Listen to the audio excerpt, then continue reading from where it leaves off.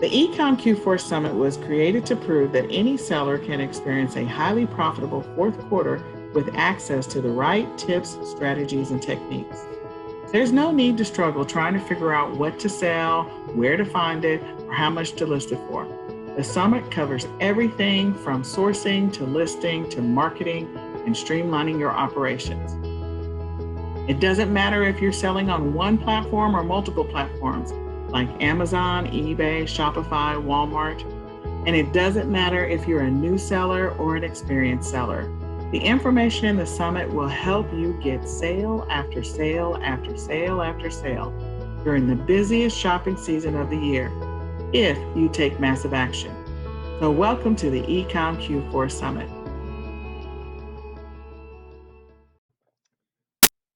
Hello, and thank you everybody who's watching this.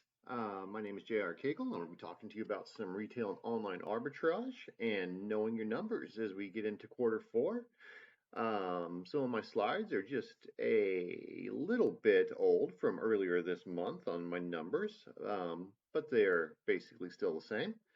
So anyway, I want to go ahead and get on with this, and we're going to talk about how we can make some money in retail and online arbitrage and making sure that we understand our numbers because there are a lot of people who do not. So anyway, that's my Facebook page. If you want to get a hold of me, I will respond. It just may take a little while. And once my PowerPoint decides it wants to work, there it goes. My apologies. You can see right there my Facebook page, of course, and I also have a group, knockthatpricedown.com. All right, I'm not going to spend a lot of time talking to you guys about myself because you're not here to hear that, and I don't blame you. But I want to give you some inspiration and also just kind of give you a little bit of my story. So, about me and some inspiration for you. I started this part-time as a high school math teacher. I was just doing a little bit of dabbling here and there. I actually started with eBay in all honesty. But once I got into Amazon, I actually liked basically I found it's much more simple than eBay at the time. And so I started selling a little bit on Amazon part-time while I was a high school math teacher. And I just kind of worked on building my business up and learning basically how Amazon works. I'm currently a seven-figure a year seller, but it most certainly wasn't always that way. I was very small at one point, just like everyone basically is, because you got to start small and you got to start somewhere. Like I said, I was just dabbling and selling a few items here and there. Now, keep in mind, in this business, you don't have to be tech savvy. I assure you, I am not tech savvy. In fact, you might have noticed my PowerPoint bullets were out of order just a moment ago. I rest my case. I am not tech savvy. I'm not even sure how to fix that, to be completely honest. So, if you're worried that you have to be tech savvy to do this business, I assure you that is not the case. Because if that were the case, I wouldn't be talking to you right now and I wouldn't be doing this business. As I already said, I started small when I did this. We all have to start somewhere, and almost all of us are going to have to start small. You just can't really start big in this business. I mean, I guess you can, but that could also lead to some very big losses if you don't know what you're doing. At any rate, though, I started small, and my first true December, obviously a very hot quarter four month, it should in theory be your best month. I did a whole $4,800 roughly in the entire month of December, and I was actually proud of that at the time. It's laughable to me now, and I like to share that number and that story. But once again, my point is, I started small. You don't have to be some big shot when you start, and you're most likely not going to be. You got to start small, you got to start somewhere, and you grow from there. Now, I do more than that $4,800 in one day sometimes on non-quarter four months. So, like I said, I laugh at that number now, but at the time I was proud of it because I'd started small, and to me, $4,800 was frankly not small at the time. It certainly is small to me now for a month. But like I said, you start small and you grow bit by bit by bit, and you continue to grow your business. And that's how you get to be a 7, 8, 9-figure seller. And I'm constantly evolving and learning my business. I used to basically just sell toys. I've expanded into other categories. I used to basically just source at Toys R Us. Obviously, Toys R Us went away, and I had to evolve my strategy. So in this business, make sure you're constantly learning and constantly evolving your business, because if you don't, it's going to pass you by. There are always changes. Amazon makes changes. Stores make changes. Sometimes there are changes in the law. So you've got to constantly be on top of things and constantly be learning this business and getting better and better every day. So I wanted to show you guys a few of my numbers. I like to be very transparent, and I'll show you guys what my numbers look like. Obviously, there are sellers out there far larger than me. I acknowledge that. And I hope to be, one day an eight-figure seller. For now, this is where I'm at. And as always, I'm constantly looking to improve and grow bit by bit. Now, you may notice this particular slide was from July 12th. And obviously, this recording, if you're watching it, it's a little bit later in July 12th. But when I did all these number breakdowns, it was a little bit earlier this month. As of right now, it's July 31st. And by the time you hear this recording, it'll be August. But at any rate, you guys can see I did for the last 365 days from July of 2020, or July 12th, 2020 to July 11th of 2021, I had almost $1.5 million in sales. So, you know, it was a good chunk of sales. And my goal for this year of 2021 is 1.5 million. So I'm kind of on that pace right now. A lot of people wonder, okay, well, you got so much in sales, and this is true for any Amazon seller or eBay seller or whatever.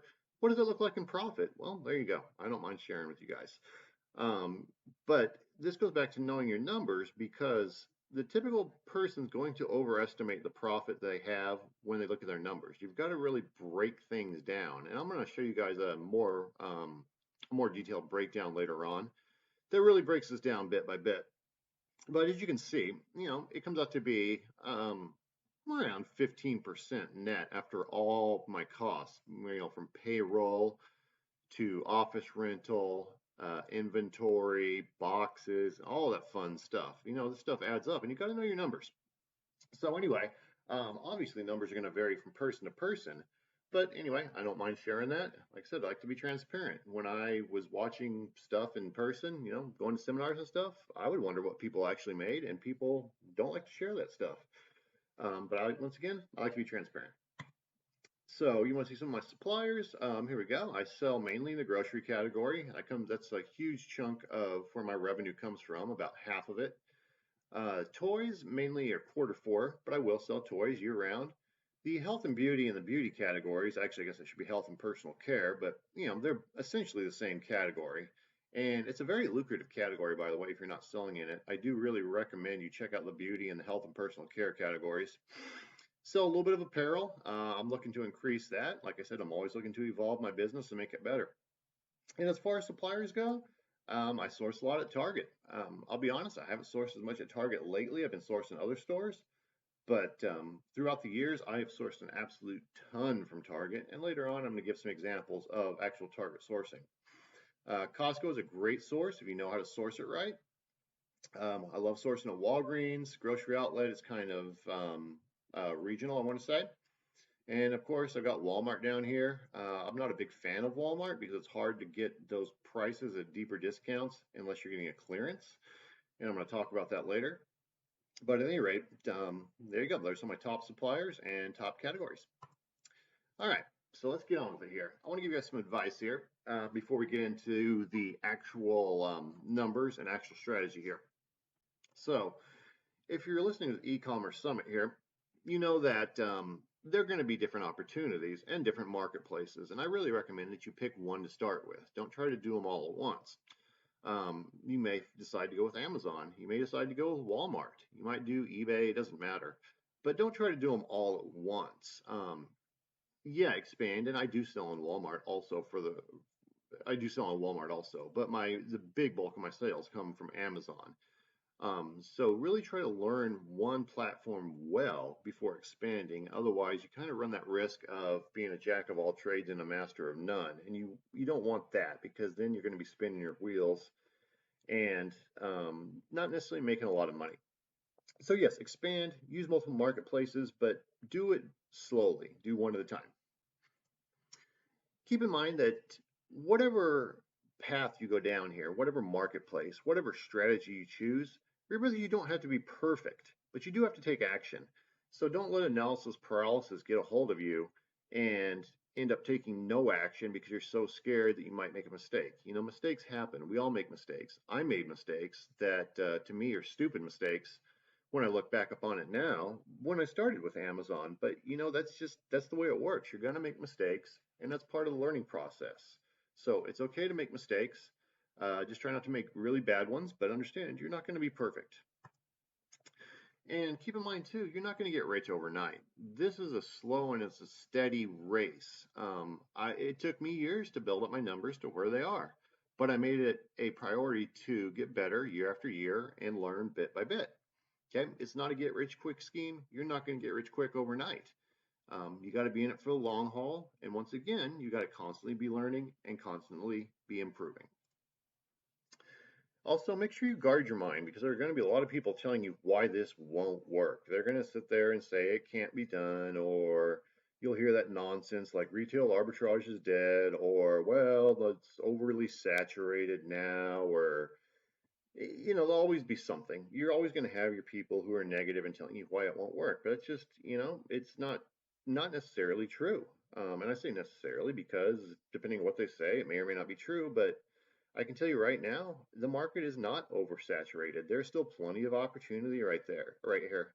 And um, as far as just other things, like I said, you don't have to be tech savvy. You don't have to be great with numbers. There's still plenty of opportunity.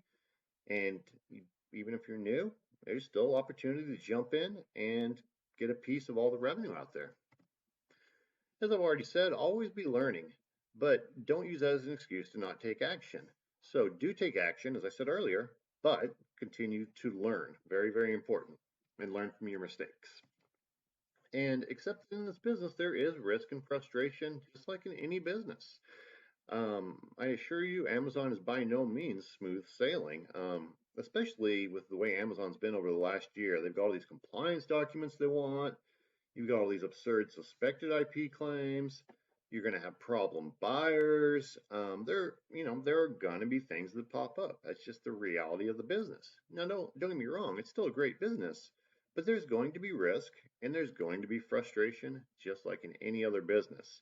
It's not always going to be easy, and there will be days where you are quite frustrated with Amazon or a customer or some other marketplace or what have you. All right, continuing on here. Make sure you guys are asking questions. This is a very powerful thing here when you connect with other sellers. When I started, I didn't really have that. I had a coach because I did a coaching program, but I didn't really have any other sellers to plug into, and it would have been very helpful because there's so much more I could have learned. So whether you're on a Facebook group or you join a program or you go to a conference or whatever, ask questions.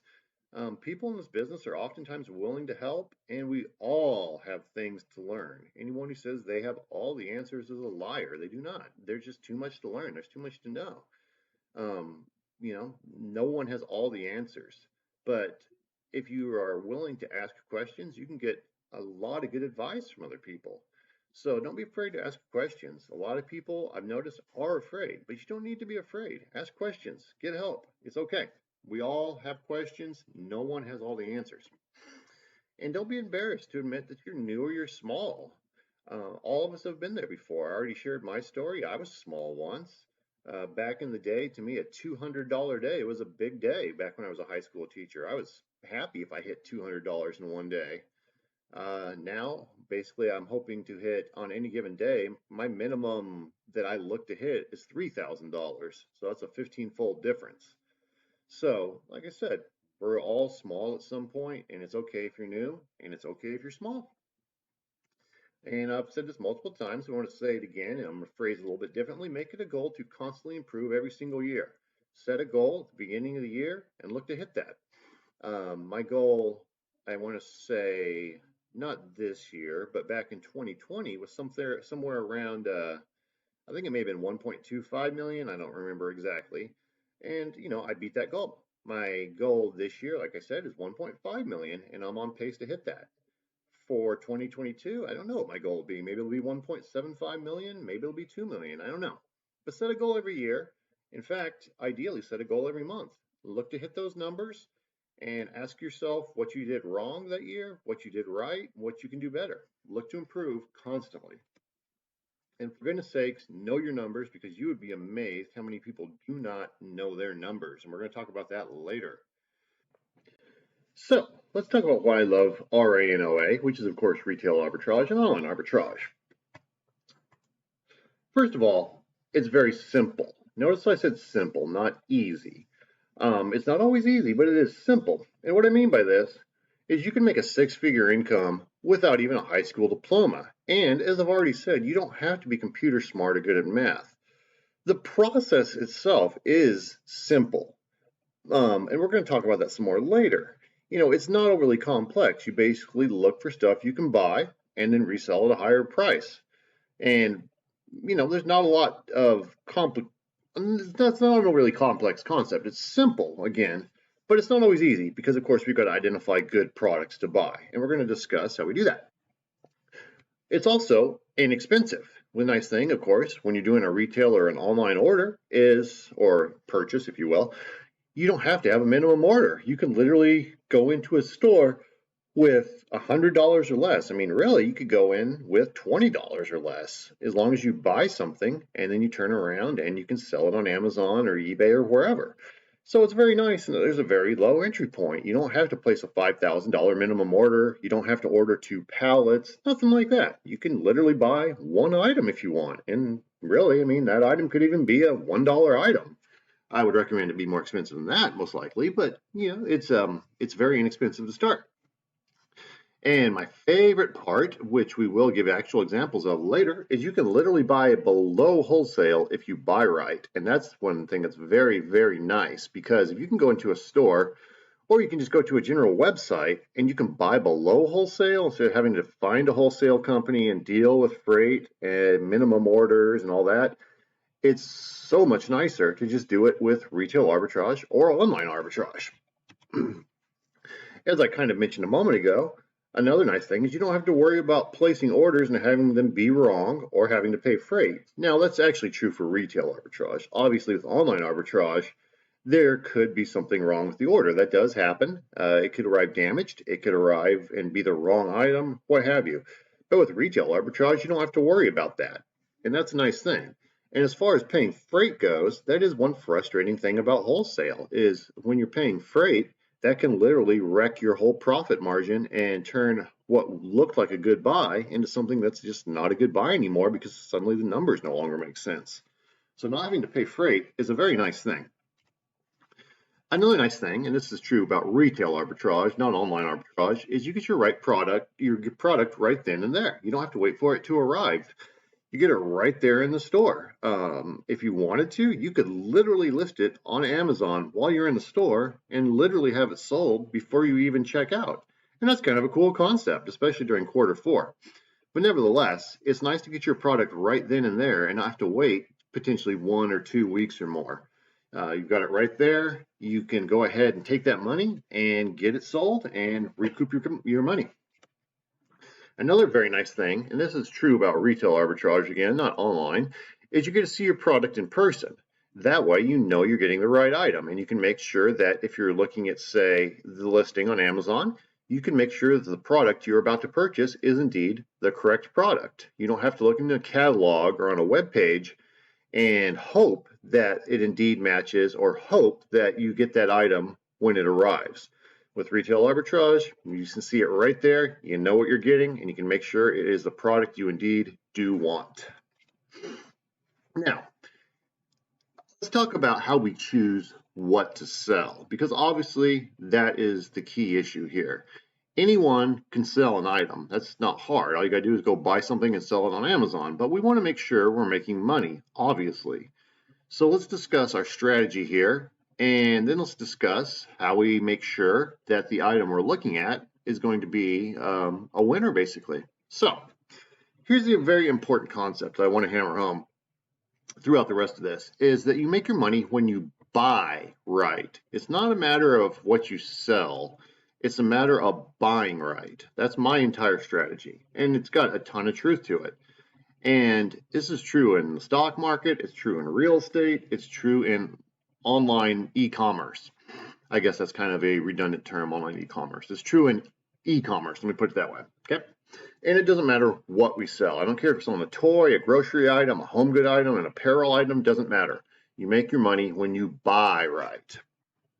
So many people do this backwards. They go out looking for a certain item to buy for resale. A common error people will make is they go out looking for that hot toy in Q4. So they say, okay, we're going to go buy that hot toy to sell. Well, that's probably not going to make you money, because if it's the hot toy, there's probably a ton of other people selling it. And I don't so much care if there are a lot of people selling an item, but what I do care is simply this: if there are a ton of people selling that hot toy, you're very possibly going to have to compete against Amazon and other enormous sellers that can buy it cheaper than you, and that's a problem. So when I'm doing this, I don't go looking for an item to buy unless it's a replenishable item that I know I can sell for a profit. I'm looking basically for an item I can buy at a low price. Okay, so I'm not looking to go buy a certain item. I'm asking, what can I buy at a low price?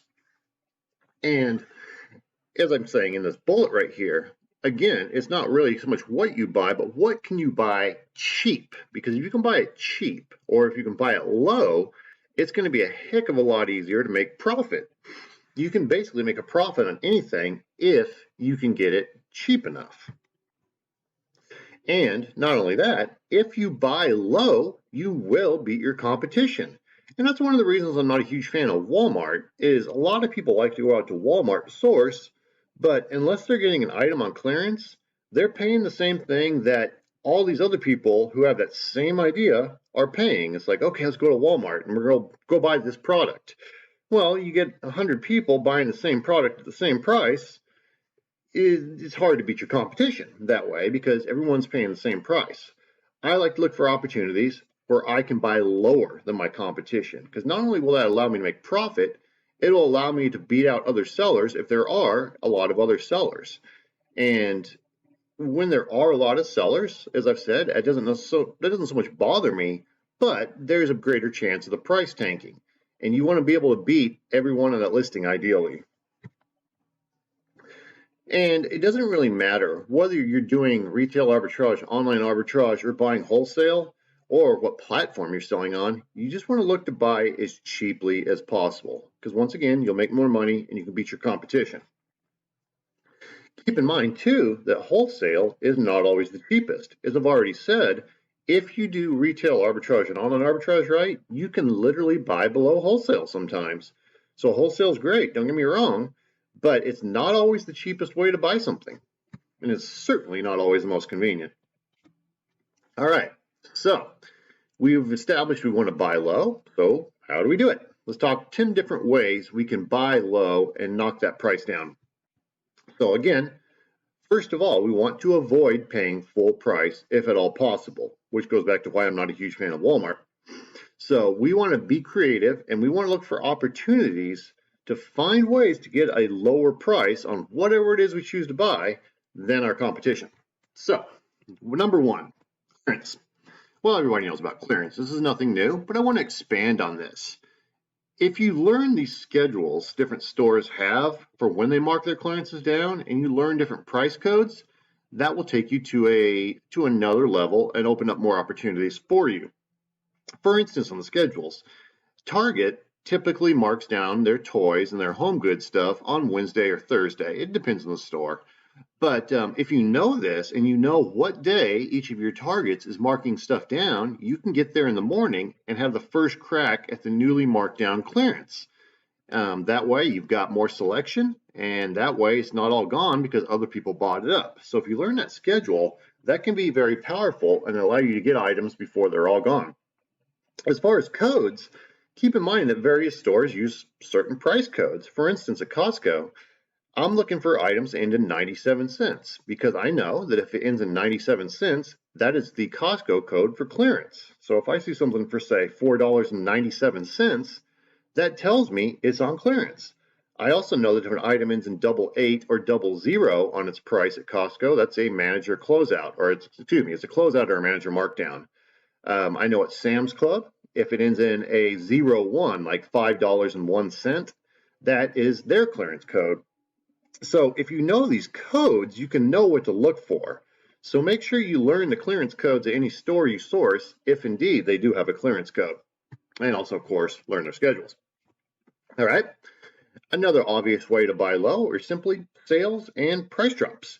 So I check every single Sunday morning. I'm looking to see what's on sale. I'm checking the Target ad. I want to know what's on sale. I want to know what specials are going on. I'm looking at the Walgreens ad. I'm looking at the CVS ad. So check your ads every single Sunday morning. Look for what's on sale, or in the case of something like Walmart, if it is advertised, look for those price drops or rollbacks.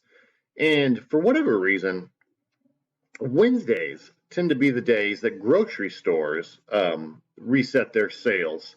So come Wednesday, if you're sourcing any grocery stores, Winco, for instance, look for what's on sale when that new ad starts on Wednesday, because most stores either start their sales usually it's a week-long ad, sometimes it's more, but normally anyway, an ad or a sale will go from Sunday through Saturday.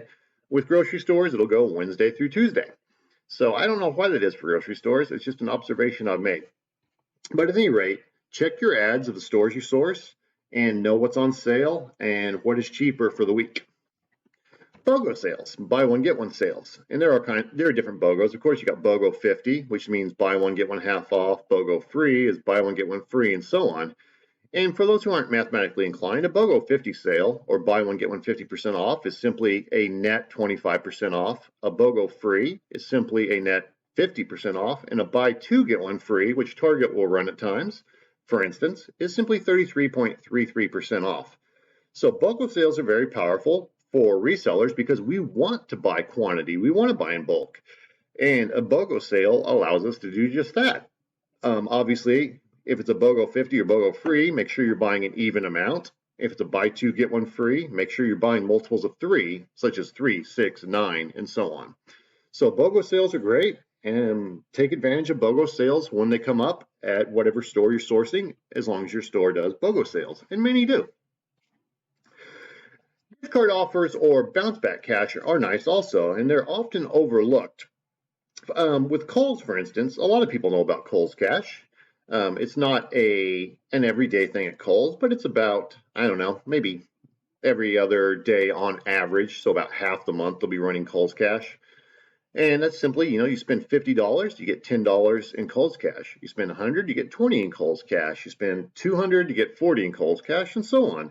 And this is powerful because even though you're not getting a discount right then and there, that is money you can use later. It's free money, if you will. You can look at it one of two ways. You can look at it as free money down the road, or you can look at it as a built-in discount at the time, so long, of course, as you use it later. I also gave this example here of, say, buy 3, get a $5 gift card, and that's a common one at Target. Every week, Target will run gift card offers, basically every week, especially in their beauty section. If you ever go through their beauty section, it's not at all uncommon to see something like buy 4, get a $5 gift card, buy 3, get a $5 gift card. You might see a buy 2, get a $10 gift card. So they run offers like this all the time. And I treat those just basically as a discount because I will treat the $5, for instance, as just, even though I'm going to use it later, I will treat it as a $5 discount. So let me give you an actual example. It might be, say, buy 3 items that are $4 or more and get a $5 gift card. Well, if I buy 3 items that are $4, that's $12.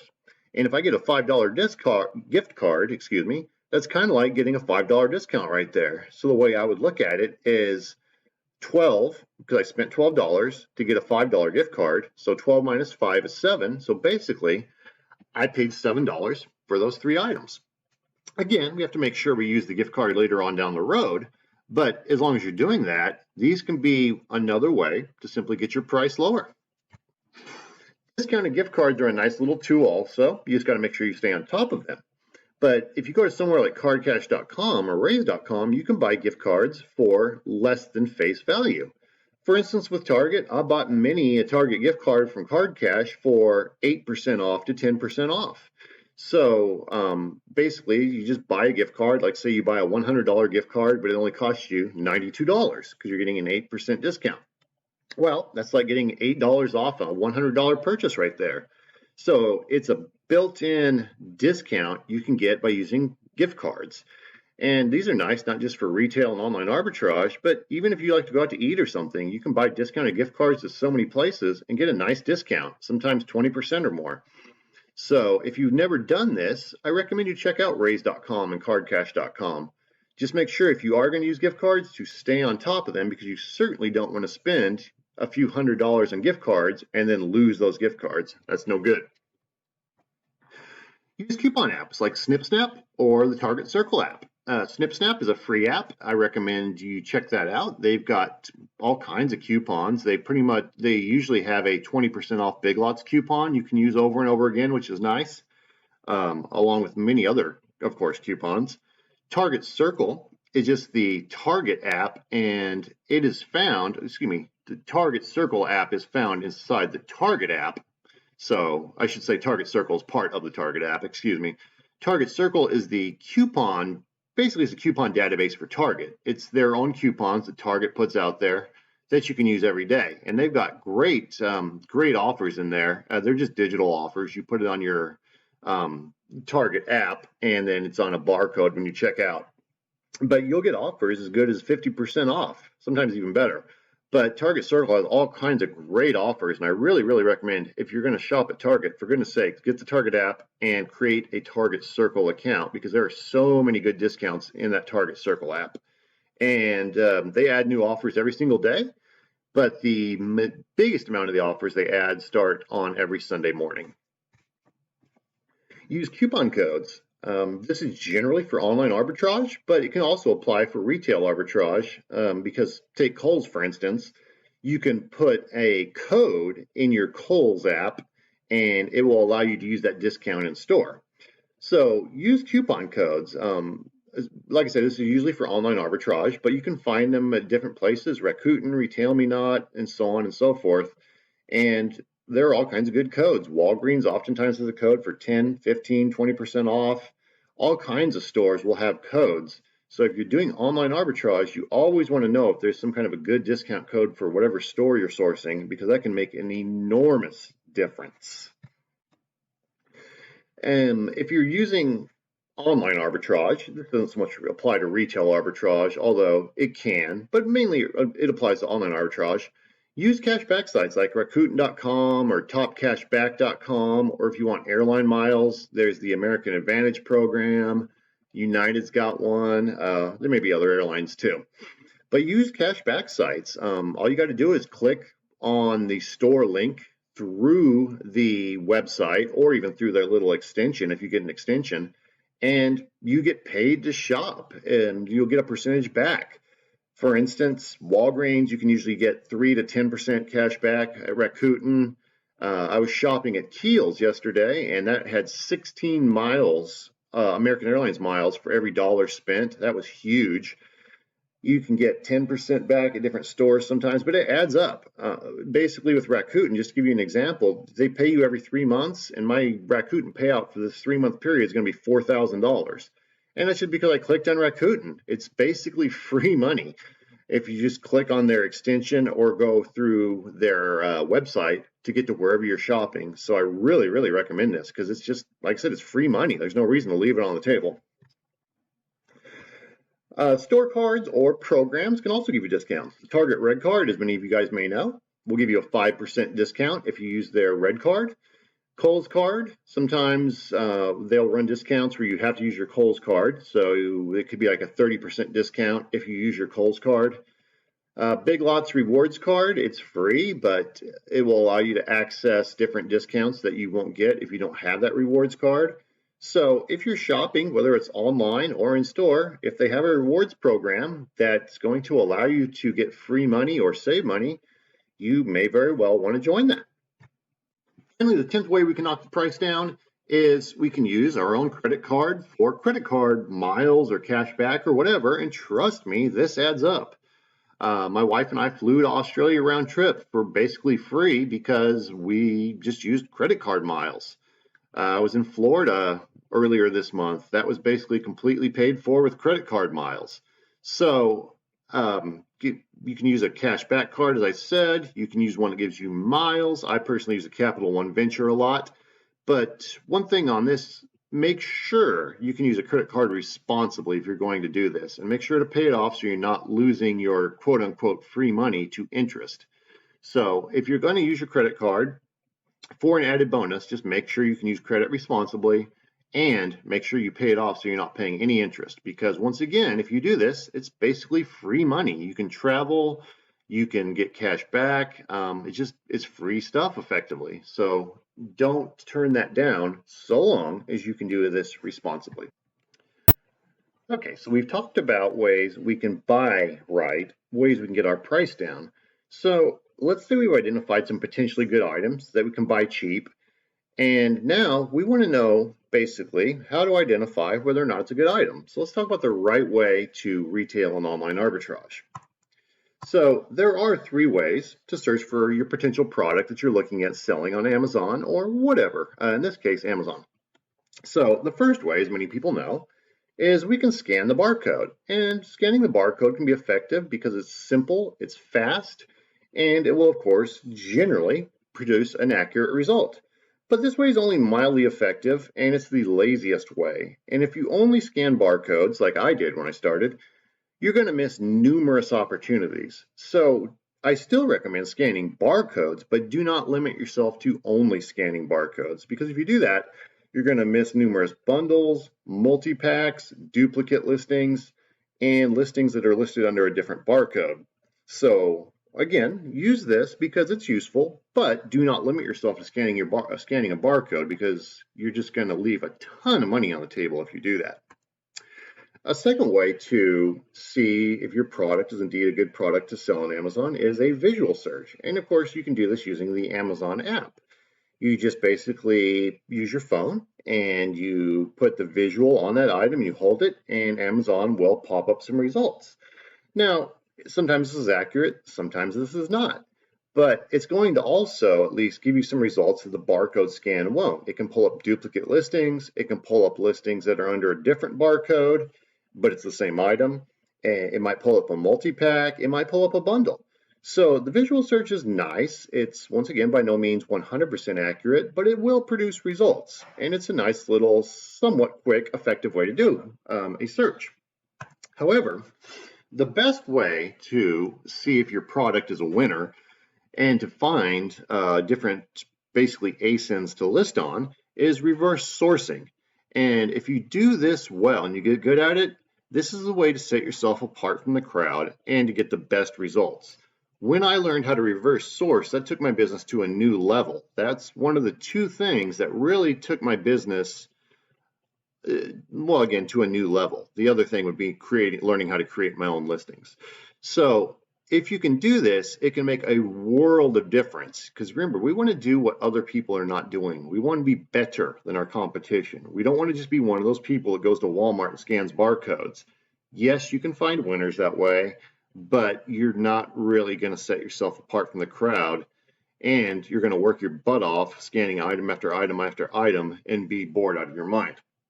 So let's talk about reverse sourcing. Let's talk about how to do this.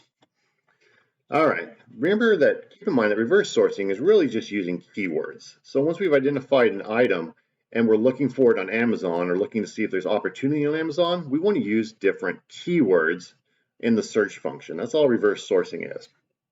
So we want to use terms that go with the item, and many of these are obvious. So for instance, we want to use the brand. So if we're looking for, say, some kind of a Nerf gun, now obviously we'd put in more than just Nerf because you're going to get a lot of results.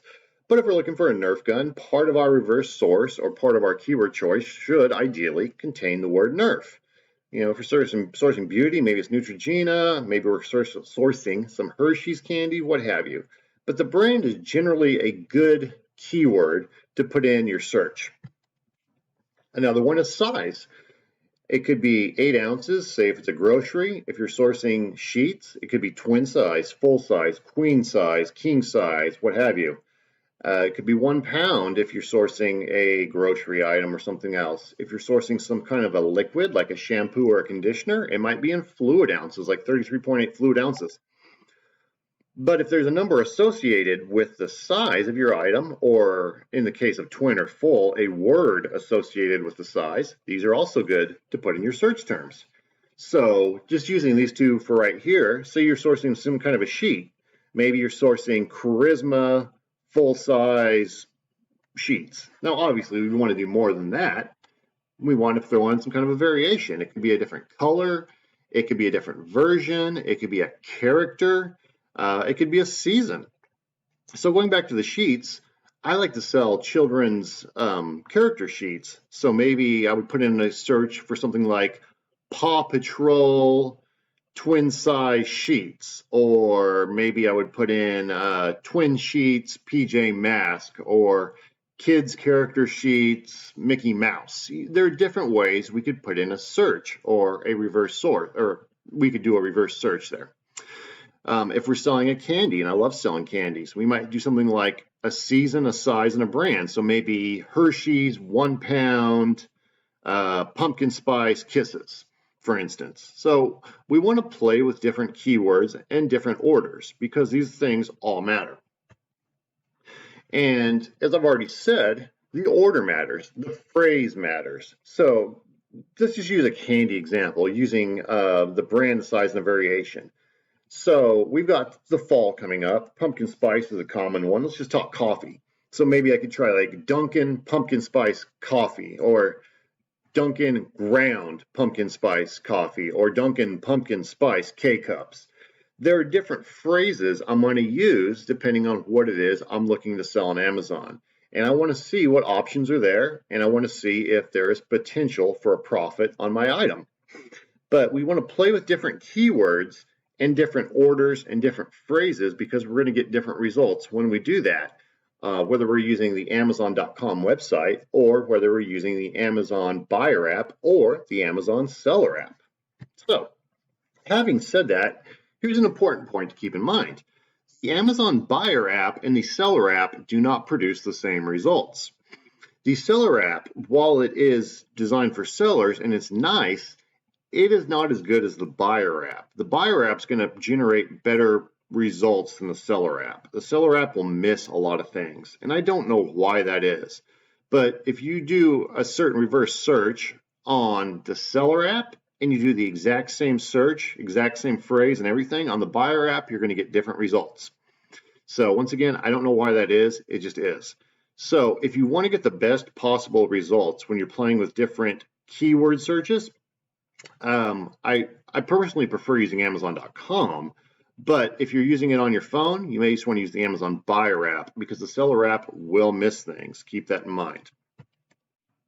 All right, so I want to talk to you guys about stacking power because this is where it's at. This is how we really buy low. I gave earlier 10 ways to get your price lower, and we've established that we want to buy as low as possible. So let me just simply talk about how we're going to do this. We want to just combine stuff, combine different ways to get our price down, and we want to buy as low as possible. So stacking is just combining discounts, and it's not hard. It's not something that has to be made overly complicated, and I'll show you guys in just a moment. When we're doing this, we want to get creative. That really is the name of the game, is be creative.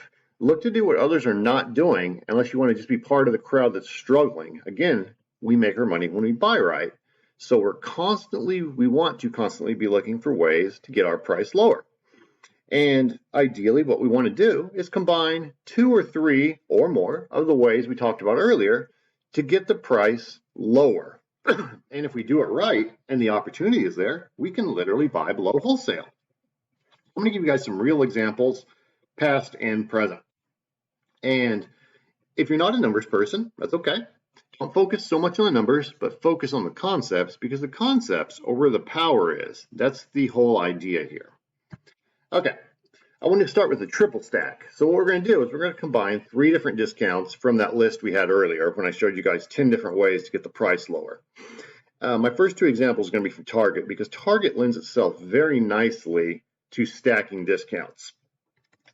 So the first example, this is actually from a few years ago, but Target oftentimes will run buy 2, get 1 free sales around Christmas time for different brands. And this is a very good illustration of an example where you had an opportunity to buy below wholesale, and you might even have it again this year. I don't know. So anyway, Paw Patrol figures are normally $11.99 over at Target. And I'm just talking about the figure where it's like the figure in their vehicle. So they're generally $11.99 at full price. Oh, Target was running a buy two, get one free sale, and this was in probably November or December of a certain year in the past.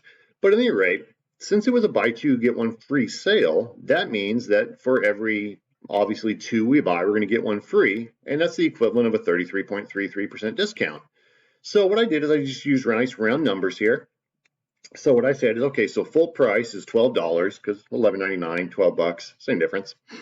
So full price is $12, and we're basically getting a $4 discount because it's a buy two, get one free. So that brought our price down to $8. So that right away was a pretty good price. Whoops.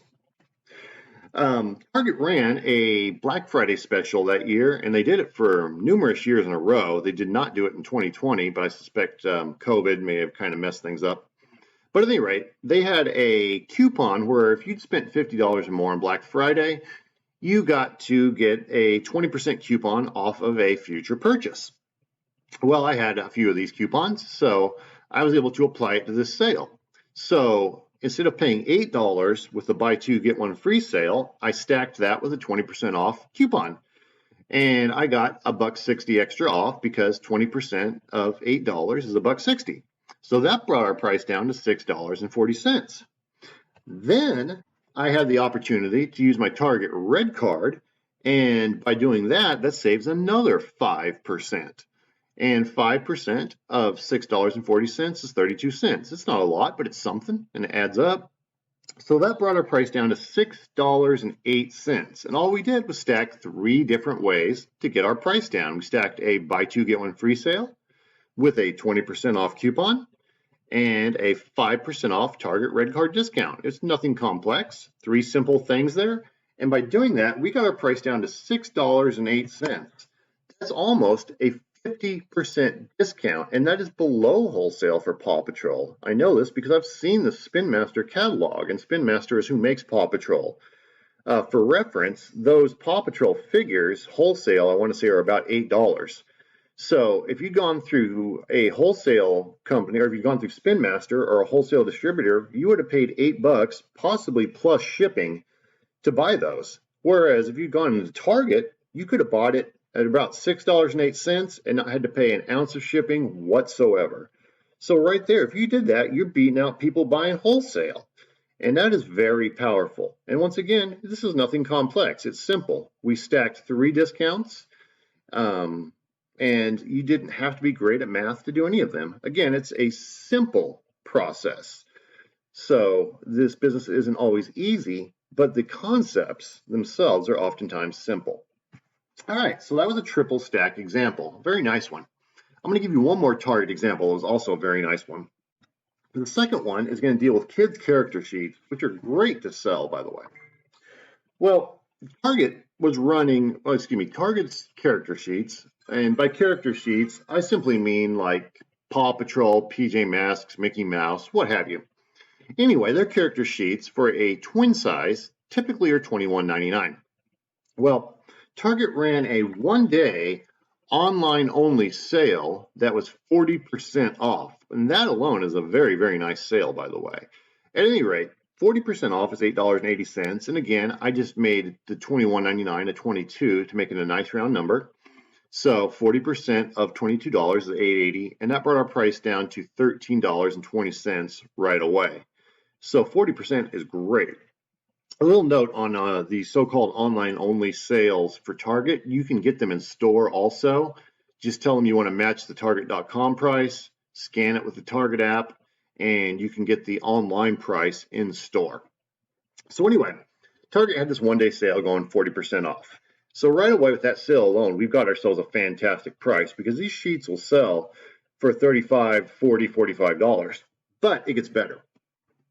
I had that same 20% coupon because I had multiple coupons. This actually may have been a different year because they ran it year after year for a while. But at any rate, I was then able to apply my 20% off an entire purchase coupon to all the sheets I bought. So instead of paying $13.20 for a twin size, I was now getting 20% extra off. Well, 20% of $13.20 is $2.64, and that brought our price down to $10.56. And you may know where I'm going next. Then I had the opportunity, I could use either my Target Red Card for a 5% discount, or I could use a discounted gift card to Target, either way. And we'll just use a Target Red Card discount here. By the way, the Red Card comes in both the debit and credit card forms, so you don't have to use a credit card if you don't want. You can get their debit card. At any rate, though, you get a 5% discount, so 5% of $10.56 is 53 cents. 53 cents. So that brought our price down to $10.03. So if we look at the numbers here, we simply stacked three things. We stacked a one-day online sale with a 20% coupon with either a red card or gift card discount, and that brought us down to a discount that was over 50%, and that's better than Keystone pricing. And for those of you guys who don't know, Keystone is just a wholesale term for half of retail, or 50% off, basically. So this was better than that. We paid less than 50, and I wish I'd bought more sheets from the sale, because man, those are money makers.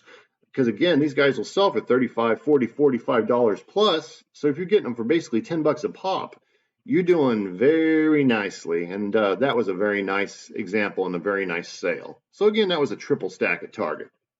But let's talk other stores besides Target. Let's talk a Big Lots double stack.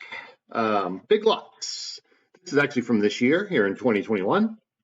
There was a certain Easter candy I was buying, and at Big Lots, it's $2.79 full price. And for reference, the same candy that is $2.48 at Walmart. And a lot of people are buying it at Walmart. Well, obviously, on the surface, it would have been cheaper to buy it at Walmart. However, with Big Lots, I had a 20% off Big Lots rewards coupon, because if you join their free program, you can get coupons like this. They will email them to you, and you can use them. So I had a 20% off Big Lots rewards coupon. So 20% off of $2.79 is 56 cents. So right away, that brought my price from $2.79 down to $2.23. So already I'm beating everyone who's buying this particular candy at Walmart. But it gets better.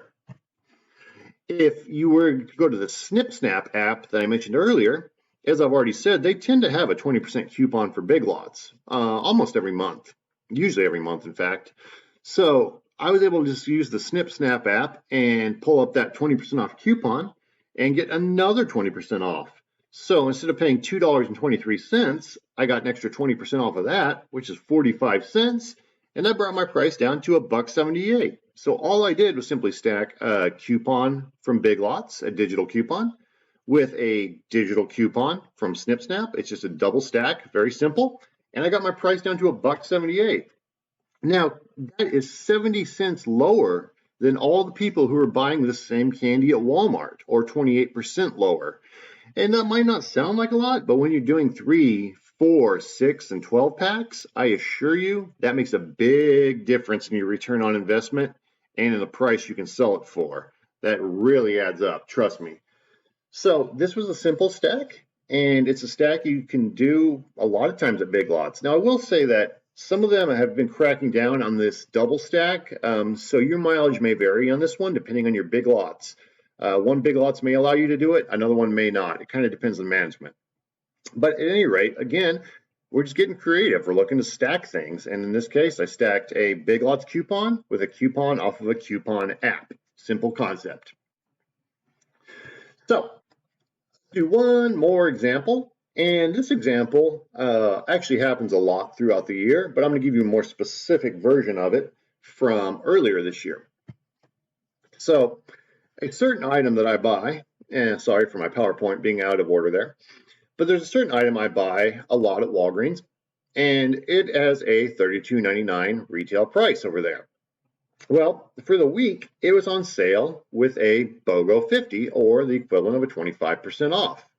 So that's the equivalent of an $8.25 discount, because of course we're getting 25% off $32.99. Well, that's not a bad price. This particular item in a single can sell for 40 to 45 bucks, but really, I'm not wild about a $24.74 price to sell it for that. Well, Walgreens also had a 20% off code going that week, and you can find those codes on Rakuten.com and other places.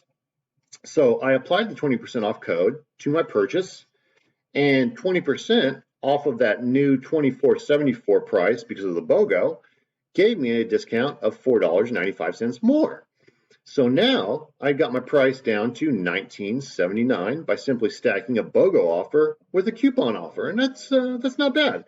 It was just a simple double stack, and now, for some reference, this item also sells in multi-packs, and I'm not going to tell you what the multi-packs sell for, but let's just say you were able to buy it for less than half of what it sells for on Amazon.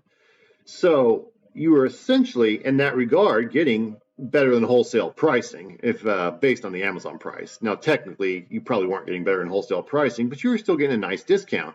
You were getting an item that normally sells for $33 for $19.79. But on top of this, when I was buying these, Walgreens was also offering 10 times the points. And the way Walgreens points work is you basically get 1% cash back. But since it was 10 times the points, I was getting 10% cash back. So that $19.79 item was generating for me $1.98 in cash back every single one I bought. So in a nutshell here's what we're looking at, guys. We took that item that was $33 and we got it for $19.79, which is roughly 40% off. And then on top of that, because of the Walgreens rewards, which are free, we were able to get another $1.98 or 10% in Walgreens cash back. And that adds up. Trust me, I've gotten thousands of free dollars from Walgreens. It's just free money to spend. So all we had to do here was simply use a double stack. We used that BOGO 50 offer. We used a 20% off coupon code, and we took advantage of the Walgreens rewards program, and we were able to do all this. Again, it's nothing that's overly complex. However, if you wanted to sweeten this deal, you could have gone through Rakuten.com and got 3% cash back on top of all that. So whatever your order was, you could feasibly get cash back on that. And if you paid with a credit card, which I did, you can get credit card miles.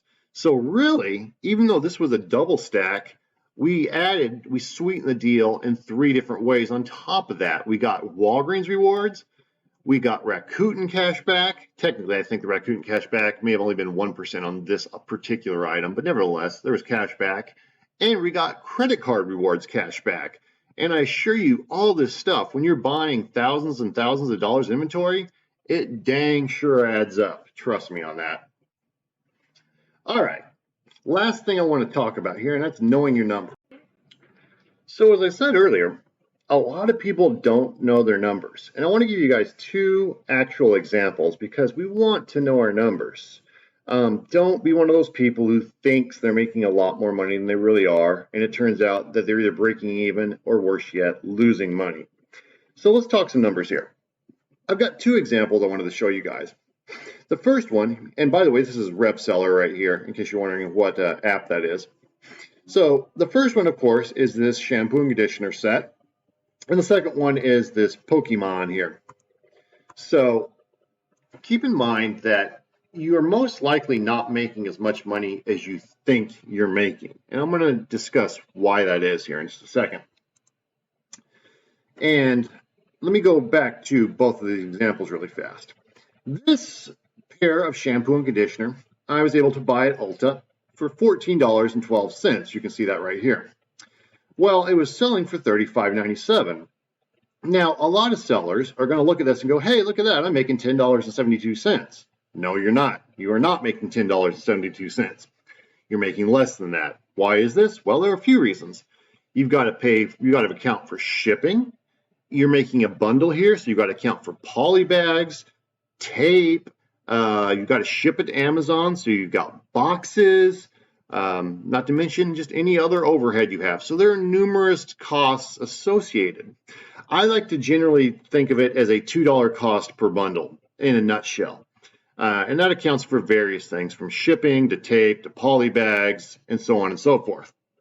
A lot of people make the mistake in basing it on weight. Well, the problem with basing on weight is that you don't necessarily get charged per pound when you ship something. You may get charged because of the dimensions. You may get charged dimensional weight. So let me give you a quick example here. This guy, as you can see, he's pretty huge. Now, he's actually pretty light. Matter of fact, if you look at your numbers here, you will see he's only 2.2 pounds, assuming that's correct. And it may be. Whereas this guy's 2.27. So even though this guy is lighter, he's also a lot bigger. And thus, he's going to cost more to ship because of his size. Because you'll get hit for dimensional weight. In other words, you pay for size, not just weight. So that's why one of the reasons I do not use weight and account for X amount of dollars per pound. It's not an accurate way to do things. So I would say that this is going to cost me about $2 to ship every single unit. So the way I would look at my profit on this is not $10.72, but actually $8.72. And if you really want to get precise, it would be less than that when you factor in everything else for me, from payroll to overhead and so on and so forth, which I'll discuss later. But when I'm looking at my profits, my general profits, just for shipping in the item and the poly bag and tape and stuff and boxes, I factor in about a $2 cost on items like this. So really, I'd be making about $8.72. Now, this guy is different. You'll notice here he is an oversized item. He's not heavy, but he's oversized. And I've noticed that oversized items generally are going to cost me about $6 to $10 per item. So even though I only paid $24 for this guy at GameStop and he was selling for $65.60, I'm not making $18 on this guy. I'm actually going to make about $12.08, give or take, because once again, he's oversized and I'm going to get popped on the dimensional shipping. And on top of that, Amazon, in their infinite wisdom, tends to make me ship things to the East Coast, even though I live in California. I also know from talking to people on the East Coast that Amazon tends to have East Coast people, or sometimes does, maybe usually, ship to California. So what's happening is you're getting hit for the dimensional weight, plus you're shipping all the way across the country, plus you probably have a smaller shipment because it's oversized, so you end up paying a lot more per item. I don't know this for a fact, but I suspect Amazon may get a kickback from UPS to make you ship it across the country. So anyway, it's frustrating. But when you're shipping oversized items, even if they're light like this, expect to pay $6 to $10 per item. So anytime you're selling oversized, factor that in, because that can just kill your profits if it's oversized. Don't get me wrong, I still sell oversized items. Oversized items can be great, but you've got to know your numbers, because if you're under the impression you're just going to pay like 40 cents because this guy is a light item, you're very, very wrong. You're going to pay a lot more than 40 cents to ship this guy across the country. I assure you of that. So know your numbers and understand that oversized items are going to cost you $6 to $10 per item usually. Yes, it can be lower depending on what you're shipping and depending on where Amazon has you ship it, but expect to pay $6 to $10 per item on oversized. Another thing I like to recommend is take advantage of your SKU, because when you're making your item on Amazon, you got to create a SKU unless you let Amazon generate one for you automatically.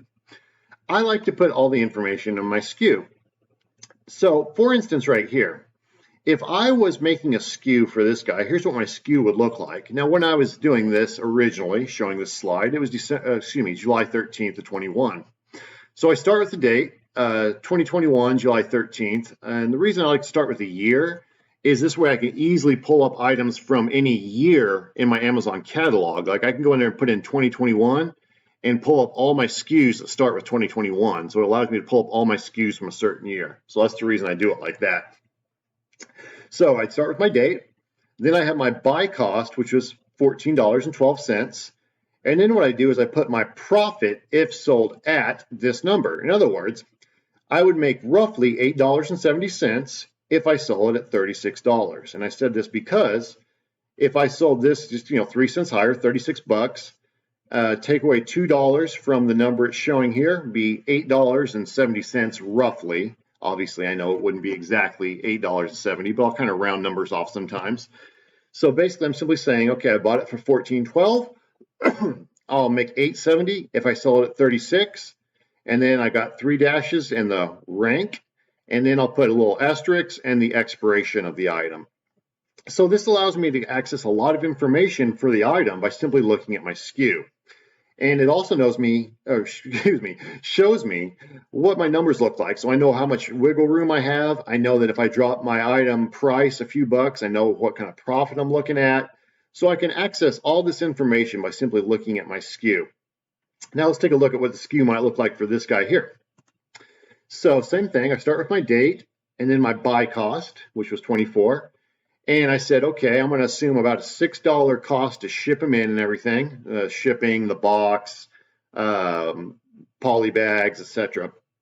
So what I said is if I bought them for 24 and I'll make about 12 bucks because about $6 less than this, if I sell it at $65.60. And then of course I did 3 dashes and the rank. So this is just the way I do my SKUs. Obviously this guy had no expiration because of a toy.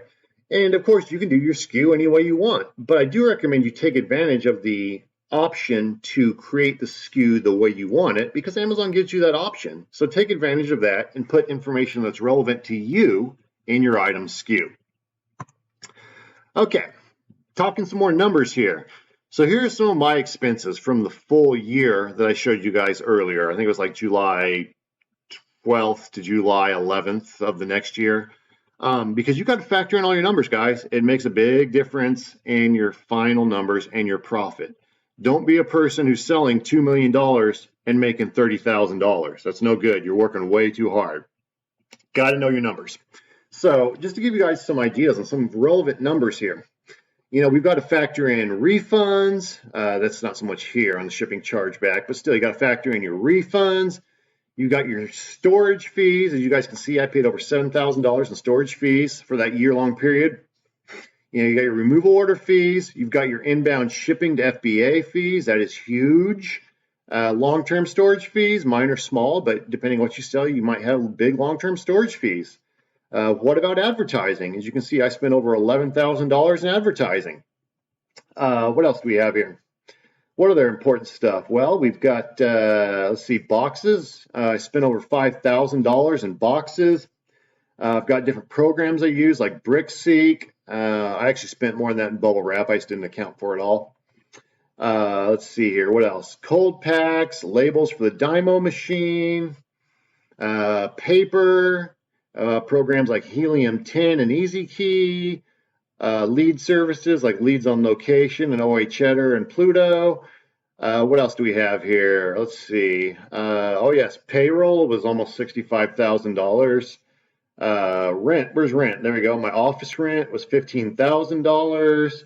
So the point I want to make here is all these things add up, guys, and you've got to take these into account because if you don't, you're going to be under a very false impression of how much money you're actually making.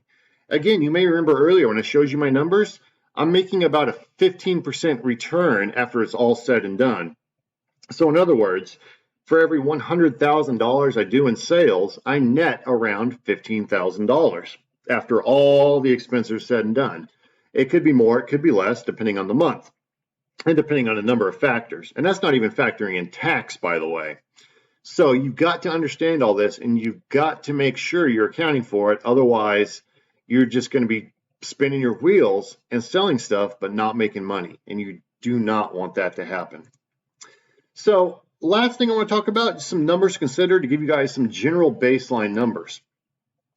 While a 3-to-1 sell to buy ratio is great, in other words, you're selling it for 3 times what you paid. So if you bought a $10 item, that would be like selling it for $30, a 3-to-1 ratio.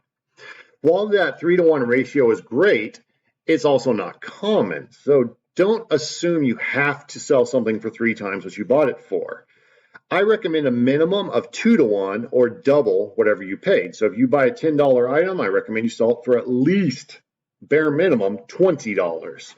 And ideally 2.2-to-1 or better is what I recommend. My ratio is usually about 2.2-to-1. So in other words, for every dollar I spend, I'll mark it up to 2.2 times that. So a $10 item, that's like selling it for $22. A $20 item, that's like selling it for $44, and so on. So bare minimum, though, you generally want to sell for at least double what you paid. And it used to be that would get you about a 50% return on your money with Amazon. That's not the case anymore because they've continually increased fees. So once again, I really recommend you sell for more than double what you paid if you can, depending on your item. Obviously, size and other things play a factor too. So using the 2.2 to 1 ratio, because that's my particular ratio roughly, if you pay $20 for an item, you want to shoot for roughly a $44 sell cost because 20 times 2.2 is 44. And depending on the item, that will generally net you between $10 and $12 or about $11 in profit after shipping and other costs.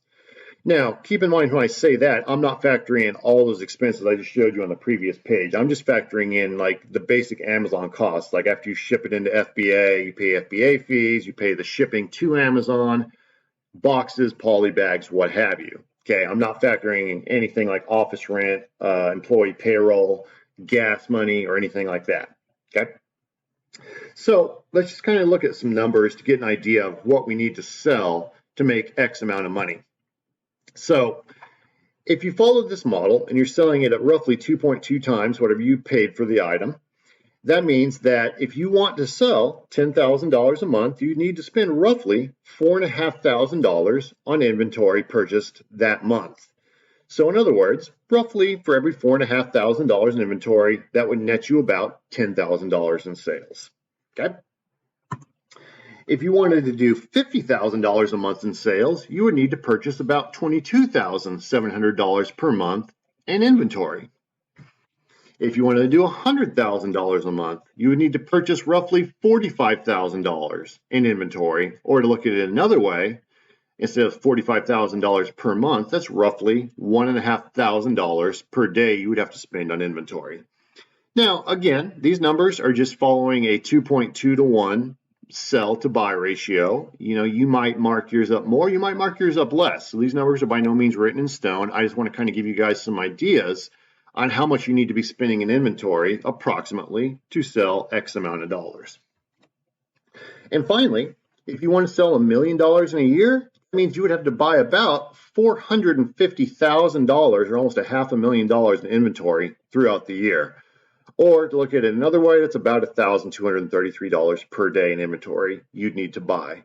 So these are just some numbers for thought, because a lot of people I don't think really know these numbers. They don't have any idea how much inventory they need to sell X amount of dollars, because it takes a lot of inventory and you got to be out there buying a lot of stuff.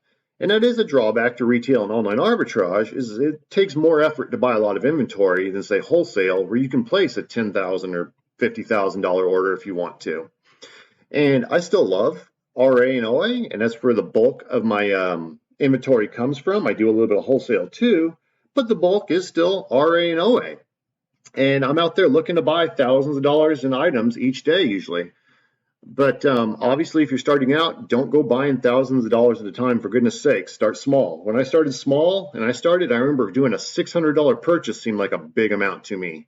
Now it's nothing because I've grown my business year after year after year, and I'm confident when I buy that I will, worst case scenario, break even or make a little bit of money, and that's worst case. So anyway, I hope all that was helpful, and I always want to make a little note on those numbers there, that those numbers are based on selling standard sized items. If you're doing oversized, that would very much change those numbers. And if you think about it, I gave you that Pokemon example a little bit earlier, and that's what I'm talking about. If you're selling oversized items, you better be selling it for a bigger markup than that, because oversized fees will absolutely eat your profit up. So anyway, I believe I've got one more slide I wanted to share, just a few things, few services and websites and apps I recommend. I definitely recommend you get the Amazon Seller and Buyer apps. They're free and they are a must. So make sure you have both of those. I really recommend you get some sort of a cashback app or extension like Rakuten or Top Cashback. You can just go to Rakuten.com or TopCashback.com. It's free and you basically get free money. So for goodness sakes, take advantage of that.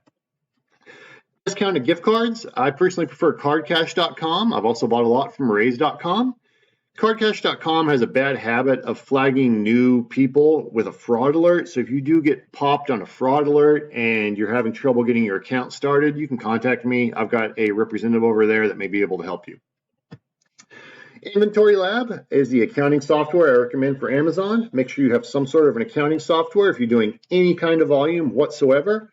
Plus, Inventory Lab just makes setting up your shipments that much easier. If you want to learn more about Target, TotallyTarget.com is a free site, and there's a lot of good information on it, so you may want to check out TotallyTarget.com. If you're going to source Target, make sure you have the Target app, and keep in mind that the Target Circle program, or whatever you want to call it, is inside the app, and that's where you get all those Target discounts that you can use.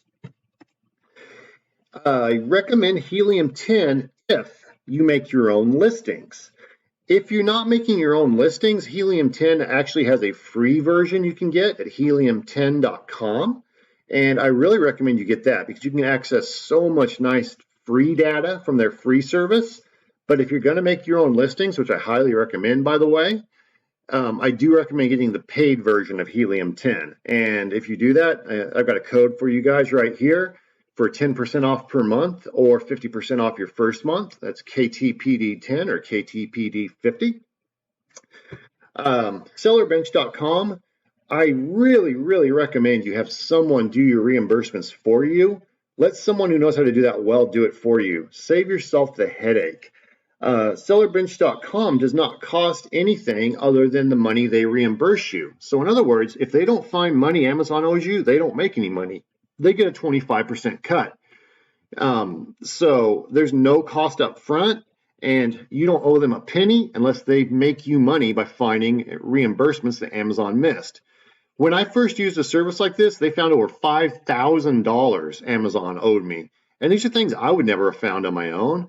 And it saves me so much time. I don't have to sit there and comb through all the transactions and all this stuff. Seller Bench handles all of that stuff for you. And believe me, it's absolutely worth letting them have 25% whatever they find, because that more than the amount of reimbursements they find that I would not find and don't want to deal with finding, more than pays for their services. So I really recommend you get a service like sellerbench.com and have them go through your account and find any money Amazon owes you.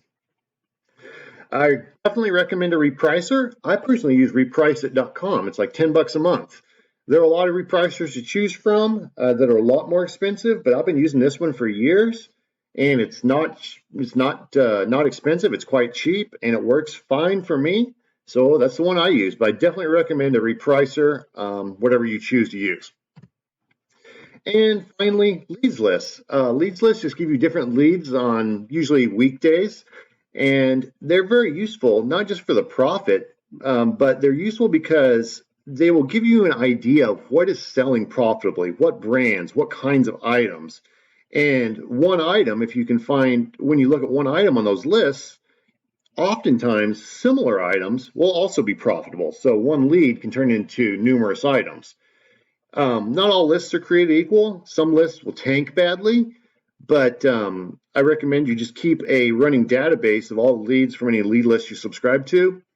My personal favorite of these is FBALeadsList.com. I think that's a really good one. That's the Pluto one I mentioned earlier.